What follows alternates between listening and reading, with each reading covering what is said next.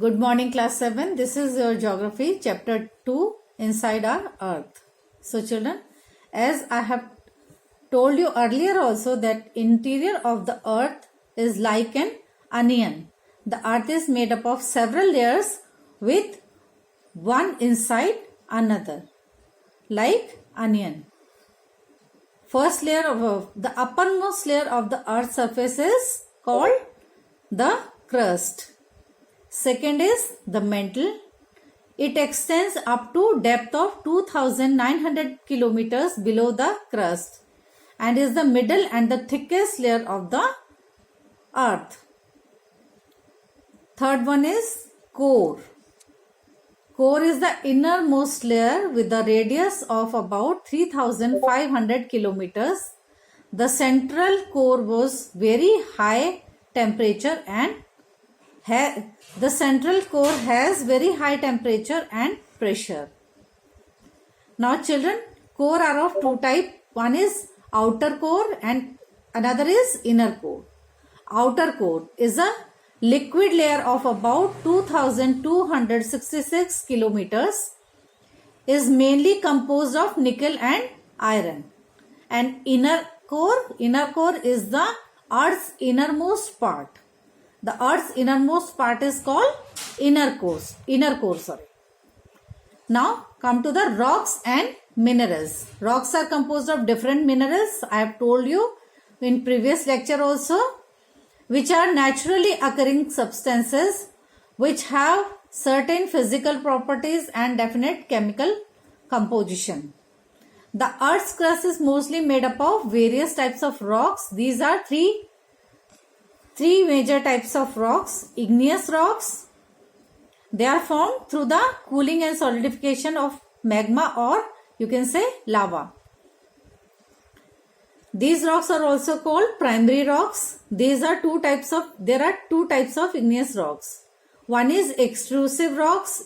Extrusive igneous rocks are formed by the rapid cooling of molten magma on the earth's surface. They are smooth, crystalline and fine grained.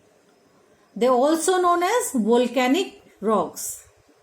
Example is basalt. The Deccan Plateau is made up of basalt rocks. Now, two types of igneous rocks are, another is intrusive rock. Igneous rocks are formed from magma that cools and solidifies the inside the earth's crust. Are coarse grained as they are formed by slow cooling magma. Example is granite. Now children, next is sedimentary rocks. They are formed by deposition of sediments at the earth's surface and within water bodies. May also contain fossils. Fossils means children, remains of the dead plants and animals and other microorganisms that once lived on them. Another is metamorphic rocks. I have told you earlier also, igneous and sedimentary rocks can change into metamorphic rocks under great heat and pressure, children. They are formed as a result of changes in igneous or sedimentary rocks in a process is called metamorphism. Examples are clay changing to slate, limestone changing to marble. And I've told you yesterday also rock cycle. What do you mean by rock cycle, children? The process of transformation of the rock from one to another is known as rock cycle. Rocks come from lava, children, as you all know, and go back to lava. But in the process, they might change from one type to another.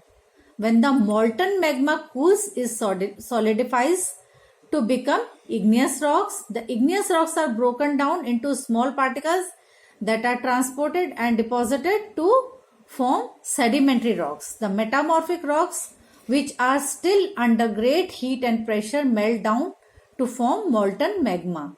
this molten magma again can cool down and solidify into igneous rocks. Now, what are the uses of rocks, children? So, rocks are very important and provide us material for construction process, precious stones like gold and silver, minerals for various industries, chemicals for medicines and fertilizer industries, fuel like crude oil and coal. So children, I think you understand the chapter. Now I am ending my class, children. Thank you and have a nice day.